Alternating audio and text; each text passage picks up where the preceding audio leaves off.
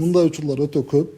Өзүнүн машинасы эмес, бирок туугандары же достору, тааныштары ошол жарандын атына машина жаздырып койгон. Ал машинаны уже сатып жиберишкен дагы, бирок базада ал жарандын атында калып калып атат. Ошон үчүн ал жаран ошол туугандарын таап, машинанын ээсин таап, машинаны өткөрүп бериш керек.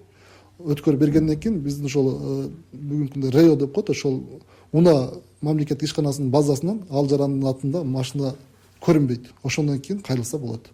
А эгерде базадан көрүнгөн болсо, аны биз эч мындай өчүрүп же аны биз мындай аттай өтүп кете албайбыз да. Себеп ал атында базада туруп калып атат. Жөлөк пул алуу үчүн сиздерде суроо жаралган болсо, төмөнкү номер жана баракчаларга кайрылсаңыздар, сиздерге адистер өздөрү жооп берет.